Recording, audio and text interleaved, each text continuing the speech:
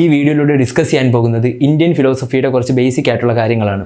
ആദ്യമായി തന്നെ Indian philosophy നമുക്ക് രണ്ടായി തിരിക്കാം: ആസ്തിക ദർശനങ്ങളും നാസ്തിക ദർശനങ്ങളും. ഇന്ത്യൻ ഫിലോസഫിയിൽ പ്രധാനമായും 9 സ്കൂൾസാണുള്ളത്. ഇതിൽ 6 എണ്ണം ആസ്തിക ദർശനത്തിൻ്റെ താഴെയും 3 എണ്ണം നാസ്തിക ദർശനത്തിൻ്റെ കീഴെയുമാണ് വരുന്നത്. ആദ്യമായി തന്നെ ആസ്തിക ദർശനങ്ങൾ എന്താണെന്ന് നമുക്ക് ഡിസ്ക്രൈബ് ചെയ്യാം. എന്താണെന്ന് വെച്ച് കഴിഞ്ഞാൽ ആസ്തിക ദർശനം എന്ന് പറയുന്നത് ശരിക്കും പറഞ്ഞാൽ വേദങ്ങളുടെ അതോറിറ്റിയെ കൃത്യമായി ഡിഫൈൻ ചെയ്യുക, അല്ലെങ്കിൽ വേദങ്ങളുടെ അതോറിറ്റിയെ കൃത്യമായി അംഗീകരിക്കുന്ന ദർശനങ്ങൾ, അല്ലെങ്കിൽ അംഗീകരിക്കുന്ന സ്കൂൾസിനെയാണ് നമ്മൾ ആസ്തിക ദർശനങ്ങൾ എന്ന് പറയുന്നത്. ഇന്ത്യൻ ഫിലോസഫിയിൽ നമുക്ക് 6 സ്കൂൾസിനെ കാണാം. ഈ 6 സ്കൂൾസാണ് ആസ്തിക ദർശനങ്ങൾ. അതായത് ന്യായ, സാഖ്യ, വൈശേഷിക, യോഗ, പൂർവമീമാംസ, ഉത്തരമീമാംസ. ഇതിൽ തന്നെ ഈ ഉത്തരമീമാംസ അല്ലെങ്കിൽ വേദാന്ത എന്നും പറയുന്നുണ്ട്. ഈ ഉത്തരമീമാംസയെ നമുക്ക് 6ആയി പിന്നെയും തിരിക്കാം: അദ്വൈത, വിശിഷ്ടാദ്വൈത, ദ്വൈത, ദ്വൈതദ്വൈത, ശുദ്ധദ്വൈത, അച്ചിന്ത ഭേദ അഭേദ്യ. ഇങ്ങനെ 6ആയി നമുക്ക് ഈ ഉത്തരമീമാംസയും തിരിക്കാം. അടുത്തതായി നാസ്തിക ദർശനങ്ങളാണ്. നാസ്തിക ദർശന എന്ന് പറയുന്നത് ഇന്ത്യൻ ഫിലോസഫിയിൽ, അതായത് ഇന്ത്യൻ ഫിലോസഫിയിലെ വേദങ്ങളുടെ അതോറിറ്റിയെ റിജക്റ്റ് ചെയ്യുന്ന അല്ലെങ്കിൽ നിരാകരിക്കുന്ന സ്കൂൾസിനെയാണ് നമുക്ക് നാസ്തിക ദർശനയുടെ കീഴെ വരുന്ന ഈ 3 സ്കൂൾസ്, അതായത് ചാർവാക, ബുദ്ധിസം, ജൈനിസം. ഇത് 3ഉം എത്തീസ്റ്റ്, അതായത് നാസ്തികം എന്ന് പറയുമ്പോൾ തന്നെ നമുക്കറിയാം ദൈവത്തെ അവർ അംഗീകരിക്കുന്നില്ല, ദൈവം ഇല്ല എന്നുള്ളൊരു കോൺസെപ്റ്റാണ് അവർ പറയുന്നത്. അതായത് ചാർവാക ആയാലും ബുദ്ധിസം ആയാലും ജൈനിസം ആയാലും അതിൽ നോ ഗോഡ് എന്ന് പറയുന്ന ഒരു കോൺസെപ്റ്റാണ് അവർ ഫോളോ ചെയ്യുന്നത്. നമുക്ക് ആദ്യമായി നാസ്തിക ദർശനത്തെ പറ്റി കൂടുതലായി നമുക്ക് നോക്കാം. ആദ്യമായി ന്യായ. ഇന്ത്യൻ സ്കൂളിലെ ആസ്തിക ദർശനത്തിലെ ഒന്നാമത്തെ ഒരു സ്കൂളായിട്ട് നമുക്ക് ന്യായ കണക്കാക്കാം. അതായത് ന്യായ എന്ന സ്കൂളിൻ്റെ ഫൗണ്ടർ എന്ന് പറയുന്നത് ഗൗതമ മഹർഷിയാണ്. ന്യായ സ്കൂളിൻ്റെ ഫൗണ്ടർ എന്ന് പറയുന്നത്. ന്യായ സ്കൂളിൽ ബേസിക്കായിട്ട് ഇന്ത്യൻ ലോജിക് എന്നും പറയാറുണ്ട്. കാരണം ന്യായ സ്കൂളിൽ ലോജിക്കൽ തിങ്കിങ്ങിനെ പറ്റിയിട്ടാണ് ഡിഫൈൻ ചെയ്യുന്നത്. അതായത് അതിനെ ന്യായ സ്കൂളിൽ കൂടുതലായിട്ടും ഡിസ്കസ് ചെയ്യുന്നത് ലോജിക്കിനെ പറ്റിയിട്ടാണ്. അതായത് നമുക്കിതിന് ഇന്ത്യൻ ലോജിക് എന്നും കണക്കാക്കാം. ഗൗതമ മഹർഷിയുടെ ന്യായസൂത്രയാണ് ഇതിൻ്റെ ബേസിക് ടെക്സ്റ്റായിട്ട് നമ്മൾ കണക്കാക്കുന്നത്. ഇത് ഈ ന്യായ സ്കൂളിൽ ബേസിക് ആയിട്ട് പറയുന്നത് എന്തെന്ന് വെച്ച് കഴിഞ്ഞാൽ 5 സെൻസ് ഓർഗനിലൂടെ ലഭിക്കുന്ന നോളജ് കൊണ്ട് മാത്രമേ ബർത്ത്, ഡെത്ത് എന്ന് പറയുന്ന നമ്മുടെ സോളിൻ്റെ ഒരു സൈക്കിളിൽ നിന്ന് നമുക്ക് ലിബറേഷൻ ലഭിക്കുകയുള്ളൂ. അതുപോലെ തന്നെ ഈ ന്യായസൂത്രയിൽ, അതായത് ഈ ന്യായ സ്കൂൾ ഓഫ് ഫിലോസഫിയിൽ 4 മീൻസ് ഓഫ് വാലിഡ് നോളജ് ഉണ്ട്. 4 മീൻസ് ഓഫ് വാലിഡ് നോളജ് ആണുള്ളത്. അതായത് perception, inference, comparison and verbal testimony. അടുത്തതായിട്ട് സാഖ്യ സ്കൂൾ എന്ന് പറയുന്നത് ഇന്ത്യൻ ഫിലോസഫിയിലെ ഏറ്റവും ഓൾഡസ്റ്റ് ആയിട്ടുള്ള ഒരു ഓർത്തഡോക്സ് ഫിലോസഫിക്കൽ സ്കൂളാണ്. അതായത് സാഖ്യ സ്കൂൾ എപ്പോഴും ഡ്യൂലിസ്റ്റിക് ആണ്. അതായത് 2 അൾട്ടിമേറ്റ് റിയാലിറ്റി ഉണ്ടെന്നാണ് സാഖ്യ സ്കൂളിൽ ഡിസ്ക്രൈബ് ചെയ്യുന്നത്. സാഖ്യ സ്കൂളിലെ 2 അൾട്ടിമേറ്റ് റിയാലിറ്റി ഏതൊക്കെയെന്ന് പറഞ്ഞു കഴിഞ്ഞാൽ പുരുഷയും പ്രകൃതിയും. അതായത് അൾട്ടിമേറ്റ് റിയാലിറ്റിയിൽ നമ്മുടെ ഈ റിയാലിറ്റി ആയിട്ടുള്ള ഈ എംപിരിക്കൽ വേൾഡ് എന്ന് പറയുന്നത് മൊത്തമായിട്ടും ഈ 2 പുരുഷ ആൻഡ് പ്രകൃതി എന്ന് പറയുന്ന 2 അൾട്ടിമേറ്റ് റിയാലിറ്റിയിലാണ് ബേസിക്കായിട്ട് നിലനിൽക്കുന്നത്. ഇതിൽ പുരുഷ എന്താണെന്ന് വെച്ച് കഴിഞ്ഞാൽ സെൽഫ്, സോള്, മൈൻഡ്. അതായത് നമ്മുടെ ഒരു അൾട്ടിമേറ്റ് സെൽഫ് അല്ലെങ്കിൽ പുരുഷ എന്ന് പറയുന്നത് ഒരു ബേസിക് ആയിട്ടുള്ള ഒരു സോളാണ്. പ്രകൃതി എന്ന് പറയുന്നത് മാറ്റർ, ക്രിയേറ്റീവ് ഏജൻസി അല്ലെങ്കിൽ എനർജി ആയിരിക്കും. ഈ പുരുഷ എന്ന് പറയുന്നത് നമുക്ക് ഒരിക്കലും മോഡിഫൈ ചെയ്യാൻ പറ്റത്തില്ല. പക്ഷേ ഈ പ്രകൃതി പുരുഷയിൽ ഉണ്ടാക്കുന്ന മാറ്റങ്ങളാണ് ഈ ലോകത്തുള്ള എല്ലാ കാര്യങ്ങളും. സാഖ്യ സ്കൂളിൽ പ്രധാനമായിട്ടും 3 ഗുണങ്ങളെ പറ്റി പറയുന്നുണ്ട്: സത്വഗുണ, രജസ് ഗുണ, തമസ് ഗുണ. ഈ 3 ഗുണങ്ങളും ഈ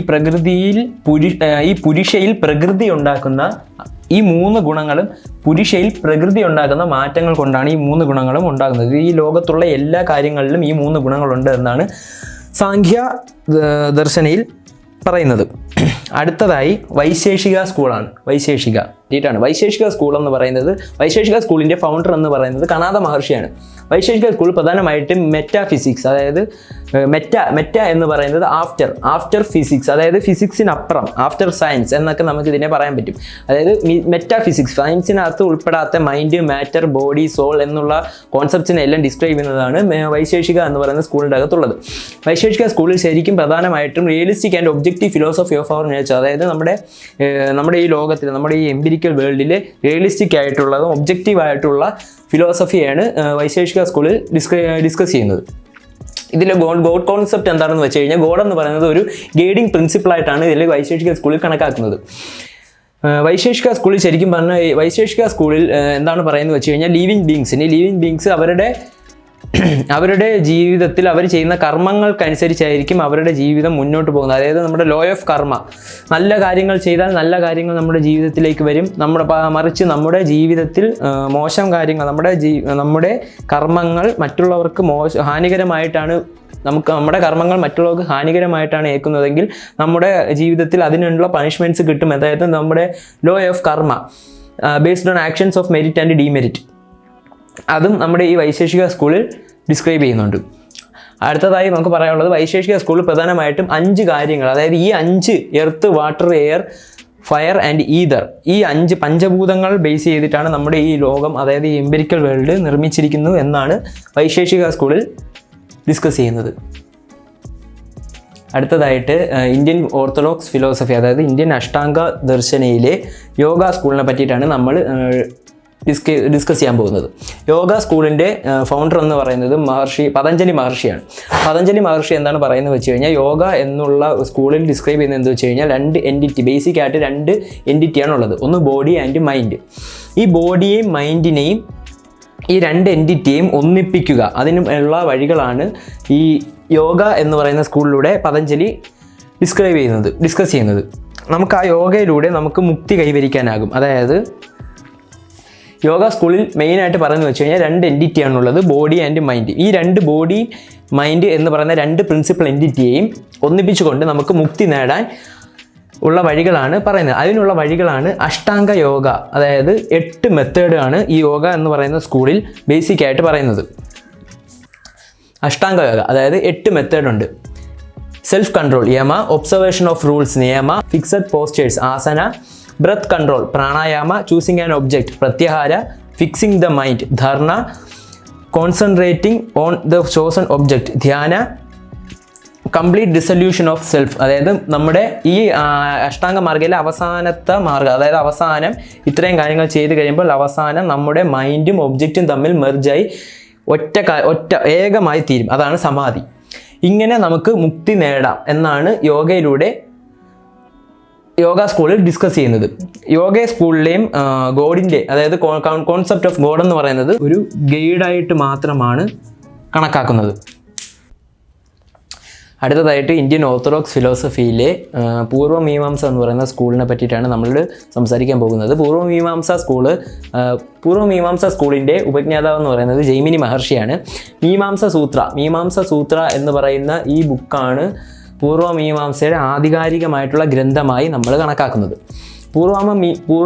പൂർവ്വമീമാംസയിൽ എന്താണ് പറയുന്നത് വെച്ച് കഴിഞ്ഞാൽ, വാലിഡ് നോളജ്, അതായത് emphasis the concept of valid knowledge. അതായത് പൂർവ്വമീമാംസയിൽ വേദങ്ങളെ പൂർണ്ണമായിട്ടും വേദങ്ങൾ മാത്രമാണ് അനന്തം. അതായത് വേദങ്ങളിൽ എല്ലാ നോളജും വേദങ്ങളിലുണ്ട്. വേദങ്ങളെന്ന് പറയുന്നത് അനന്തമാണ്, അനശ്വരമാണ് എന്നുള്ള ഒരു കോൺസെപ്റ്റാണ് പൂർവ്വമീമാംസ സ്കൂളിൽ നമ്മൾ ഡിസ്ക്രൈബ് ചെയ്യുന്നത്. അതായത് വേദങ്ങളുടെ എസൻസ് എന്ന് പറയുന്നത്, വേദങ്ങളുടെ സത്ത് എന്ന് പറയുന്നത് ധർമ്മയാണ്. അതായത് ധർമ്മമാണ് വേദങ്ങളുടെ അടിസ്ഥാനമായിട്ടുള്ള സത്ത്. പൂർവ്വമീമാംസ സ്കൂളിൽ എന്താണ് പറയുന്നതെന്ന് വെച്ച് കഴിഞ്ഞാൽ, വേദങ്ങളുടെ സത്ത്, അതായത് എസൻസ് ഓഫ് ദ വേദാസ് എന്ന് പറയുന്നത് ധർമ്മമാണ് വേദങ്ങളുടെ എസൻസ്.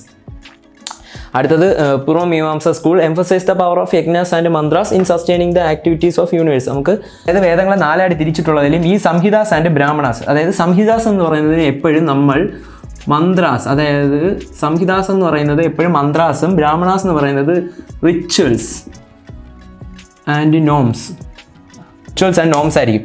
ഇതിൻ്റെ 2ൻ്റെയും പവറിനെ പറ്റിയിട്ടാണ് ഈ പൂർവ്വമീമാംസയിൽ വിശദമായി ഡിസ്കസ് ചെയ്യുന്നത്. അടുത്തതായി ആരണ്യകാസും ഉപനിഷത്സും. ഇത് 2ന് ഉത്തരമീമാംസ അല്ലെങ്കിൽ വേദാന്ത എന്നാണ് നമ്മൾ ഡിസ്കസ് ചെയ്യുന്നത്. വേദാന്ത. അടുത്തതായി ഇന്ത്യൻ ഓർത്തഡോക്സ് ഫിലോസഫിയിലെ ഉത്തരമീമാംസ സ്കൂളിനെ പറ്റിയിട്ടാണ് നമ്മൾ സംസാരിക്കാൻ പോകുന്നത്. ഉത്തരമീമാംസയെ വേദാന്ത എന്നും പറയാറുണ്ട്. അതായത് നമ്മൾ ഈ ആരണ്യകാസ് ഉപനിഷത്സ്, അതായത് വേദങ്ങളിലെ അവസാനത്തെ 2 പോർഷൻസ് ആയ ആരണ്യകാസ് ഉപനിഷത്ത്. ഇതിൽ ആരണ്യകാസ് എന്ന് പറയുന്നത് തിയോളജിക്കൽ ട്രഡീഷൻ, അതായത് തിയോളജിക്കൽ പരമായിട്ടുള്ള കാര്യങ്ങളാണ് ഡിസ്കസ് ചെയ്യുന്നത്. ഉപനിഷത്സ് എന്ന് പറയുന്നത് വേദങ്ങളിലെ ഫിലോസഫിക്കലായിട്ടുള്ള കാര്യങ്ങളാണ് ഡിസ്കസ് ചെയ്യുന്നത്. അതായത് ഉത്തരമീമാംസയിൽ ഉപനിഷത്സിലെ ഫിലോസഫിക്കൽ ടീച്ചിങ്സിനെയാണ് കൂടുതലായിട്ടും ഡിസ്ക്രൈബ് ചെയ്യുന്നത്. അതിലെ ഉത്തരമീമാംസ നമുക്ക് 6 തിരിക്കാം. അദ്വൈത, വിശിഷ്ടാദ്വൈത, ദ്വൈത, ദ്വൈത അദ്വൈത, ശുദ്ധാദ്വൈത, അച്ചിന്ത ഭേദ അഭേദ. അതിലെ അദ്വൈത സ്കൂൾ എന്ന് പറയുന്നതിൻ്റെ ഫൗണ്ടർ എന്ന് പറയുന്നത് നമ്മുടെ ആദിശങ്കരാചാര്യരാണ്. അതായത് ദ്വൈതം എന്ന് പറയുന്നത് 2 അല്ല 1. ആ ദ്വൈതം, അതായത് ബ്രഹ്മനും ആത്മനും എന്ന് പറയുന്ന 2 അൾട്ടിമേറ്റ് റിയാലിറ്റി ഒന്നാണ്. അതായത് ബ്രഹ്മനും ആത്മനും 2 അല്ല 1 ജഗത് മിഥ്യ, ബ്രഹ്മം സത്യ, ജഗത് മിഥ്യ. ബ്രഹ്മം മാത്രമാണ് സത്യം, ബ്രഹ്മൻ മാത്രമാണ് സത്യം, ജഗത് മിഥ്യ. നമ്മളിപ്പോൾ കാണുന്ന ഈ ലോകം, അതായത് നമ്മളിപ്പോൾ കാണുന്ന ഈ എംപിരിക്കൽ വേൾഡ് എന്ന് പറയുന്നത് മിഥ്യയാണ്, വെറും മായയാണ് എന്നതാണ് അദ്വൈത എന്ന് പറയുന്ന ഈ ഫിലോസഫിയിൽ ആദിശങ്കരാചാര്യ പറയുന്നത്. അടുത്തത് വിശിഷ്ടാദ്വൈതയുടെ ഉപജ്ഞാതാവ് എന്ന് പറയുന്നത് രാമാനുജ. വിശിഷ്ടാദ്വൈത രാമാനുജയാണ് പറയുന്നത്. ഇതിലെ നമുക്ക് ക്വാളിഫൈഡ് നോൺ ഡ്യുവലിസം എന്നും നമുക്ക് പറയാം. അതായത് അദ്വൈത വിത്ത് യുണീക്നെസ്, അതാണ് വിശിഷ്ടാദ്വൈത. അടുത്തത് 3ാമത്തത് ദ്വൈത എന്ന് പറയുന്നത് മാധവാചാര്യയാണ് ഇതിൻ്റെ ഉപജ്ഞാതാവ്. ദ്വൈതയിൽ മെയിനായിട്ട് പറയുന്നത് ഡ്യുവലിസമാണ്. അതായത്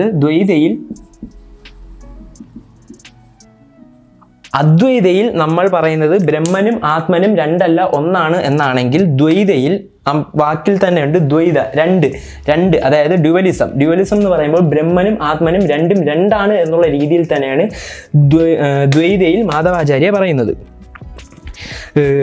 ഈ ദ്വൈത എന്ന് പറയുന്ന സ്കൂളിൽ മെയിനായിട്ട് മാധവാചാര്യ പറയുന്നത് വെച്ച് കഴിഞ്ഞാൽ ഭക്തി മാത്രമാണ് നമുക്ക് എറ്റേണലായിട്ടുള്ള ലിബറേഷന് അല്ലെങ്കിൽ എറ്റേണലായിട്ടുള്ള ഒരു സാൽവേഷൻ ലഭിക്കാൻ വേണ്ടി ഭക്തി മാത്രമാണ് ആകെയുള്ള വഴി. അടുത്തതായി ദ്വൈത നിംബർക്കയാണ് ഇതിൻ്റെ ഉപജ്ഞാതാവ്. ഇതിൽ ഗോഡ് എന്ന് പറയുന്നത് സുപ്രീം ബീയിങ് ആണ്. അടുത്തതായി ശുദ്ധദ്വൈത എന്ന് പറയുന്നത് വല്ലഭാചാര്യയാണ് ഇതിൻ്റെ ഉപജ്ഞാതാവ്. ഇതിൽ പറയുന്നതെന്ന് വെച്ച് കഴിഞ്ഞാൽ ഗോഡും ഇൻഡിവിജ്വൽ സെൽഫും സെയിം ആണ്, ഡിഫറൻ്റ് അല്ല, അതായത് സെയിം ആണ്. ഗോഡും, അതായത് അദ്വൈതയിൽ നിംബർക്ക പറയുന്നതെന്ന് വെച്ച് കഴിഞ്ഞാൽ ഗോഡ് എന്ന് പറയുന്നത് സുപ്രീം ബീയിങ് ആണെന്നാണെങ്കിൽ, വല്ലഭാചാര്യ ശുദ്ധാദ്വൈതയിൽ പറയുന്നതെന്ന് വെച്ച് കഴിഞ്ഞാൽ ഇൻഡിവിജ്വൽ സെൽഫും ഗോഡും സെയിം ആണ്, ഡിഫറൻ്റ് അല്ല. ഗോഡ് ആൻഡ് സെൽഫ്, ഗോഡും സെൽഫ് എന്ന് പറയുന്നത് സെയിം ആണ്, അത് ഡിഫറൻ്റ് അല്ല എന്നാണ് വല്ലഭാചാര്യ പറയുന്നത്. അടുത്തതായി അച്ചിന്ത ഭേദ അഭേദ. ചൈതന്യ മഹാപ്രഭുവാണ് ഇതിൻ്റെ ഉപജ്ഞാതാവ്. ഇൻഡിവിജ്വൽ സെൽഫ് എന്ന് പറയുന്നത് ഡിഫറൻറ്റുമാണ്, നോൺ ഡിഫറൻറ്റുമാണ്. ബ്രഹ്മനിൽ നിന്നും ഇൻഡിവിജ്വൽ സെൽഫ് ഡിഫറൻറ്റുമാണ്, നോൺ ഡിഫറൻറ്റുമാണ് എന്നാണ് ഭേദ അഭേദയിൽ ചൈതന്യ മഹാപ്രഭു പറയുന്നത് വെച്ച് കഴിഞ്ഞാൽ ബ്രഹ്മനും ഇൻഡിവിജ്വൽ സെൽഫും ബോത്ത് ഡിഫറൻ്റ് ആണ്, അതേസമയം നോട്ട് ഡിഫറൻറ്റുമാണ്. അതായത് നമുക്ക് ഒന്നും കൂടെ നോക്കാം.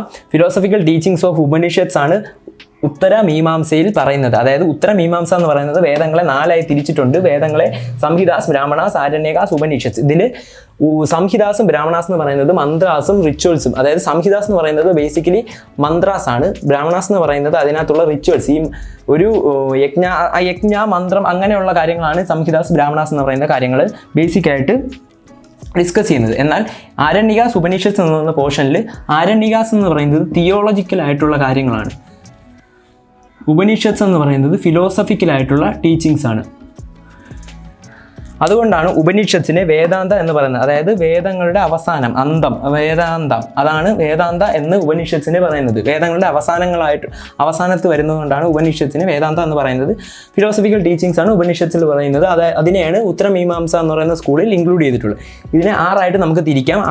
ആദ്യത്തത് അദ്വൈത സ്കൂൾ എന്ന് പറയുന്നത് ആദിശങ്കരയാണ് കൊണ്ടുവന്നിരിക്കുന്നത്. അദ്വൈത സ്കൂളിൽ ശരിക്കും പറയുന്നത് ബ്രഹ്മം സത്യം ജഗത് മിഥ്യ, അഥവാ ബ്രഹ്മനും ആത്മനും 2 അല്ല 1 എന്നുള്ളൊരു കോൺസെപ്റ്റാണ്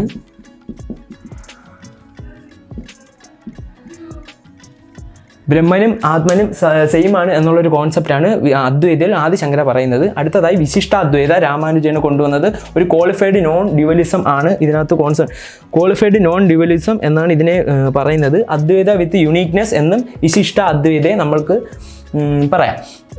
അടുത്തത് ദ്വൈത. അദ്വൈതയുടെ നേരെ ഓപ്പോസിറ്റ് ആണ് ദ്വൈത. അതായത് മാധവാചാര്യനെ കൊണ്ടുവന്നത് ഡ്യുവലിസ്റ്റിക് ആണ് നേച്ചർ. കാരണം ബ്രഹ്മനും ആത്മനും അദ്വൈതയിൽ സെയിം ആണെന്നാണ് പറയുന്നതെങ്കിൽ ഡ്യുവലിസത്തിൽ ബ്രഹ്മനും ആത്മനും രണ്ടും ഡിഫറൻ്റ് ആണ് എന്നാണ് ദ്വൈതയിൽ മാധവാചാര്യ പറയുന്നത്. അടുത്തതായി അദ്വൈത. നിംബർക്കാണ് ഇത് കൊണ്ടുവന്നത്. നിംബർക്കാണ് ഇതിൻ്റെ ഉപജ്ഞാതാവ്. ഗോഡ് എന്ന് പറയുന്നതാണ് സുപ്രീം ബീങ്. അടുത്തതായി ശുദ്ധ അദ്വൈത വല്ലഭാചാര്യാണ് കൊണ്ടുവന്നത്. ഗോഡും ഇൻഡിവിജ്വൽ സെൽഫും സെയിം ആണ്, ഡിഫറൻ്റ് അല്ല എന്നുള്ളൊരു കോൺസെപ്റ്റാണ് ശുദ്ധ അദ്വൈതയിൽ ഡിസ്ക്രൈബ് ചെയ്യുന്നത്. അതുപോലെ തന്നെ maya is not regarded as unreal. Maya is nothing else than a power of Ishvara. Maya എന്ന് പറയുന്നത് ഈശ്വരത്തിൻ്റെ ഒരു പവറാണ് എന്നുള്ളത് മാത്രമാണ് മായയെ പറ്റി വല്ലഭാചാര്യ ശുദ്ധ അദ്വൈതയിൽ പറയുന്നത്. ഇതെല്ലാം ഒരുപാട് ഉള്ളതാണ്. ഉത്തരമീമാംസയിലെ ഈ 6 സ്കൂളുകൾ നമുക്ക് മറ്റൊരു വീഡിയോയിലേക്ക് ഇൻക്ലൂഡ് ചെയ്യാം. കാരണം ഇത് ഒരുപാട് വലിയൊരു ഡിസ്ക്രിപ്റ്റീവ് ആയിട്ട് എടുക്കേണ്ട ഒരു ടോപ്പിക്കാണ്. ഈ വീഡിയോയിലൂടെ നമ്മൾ ഡിസ്കസ് ചെയ്തത് ഇന്ത്യൻ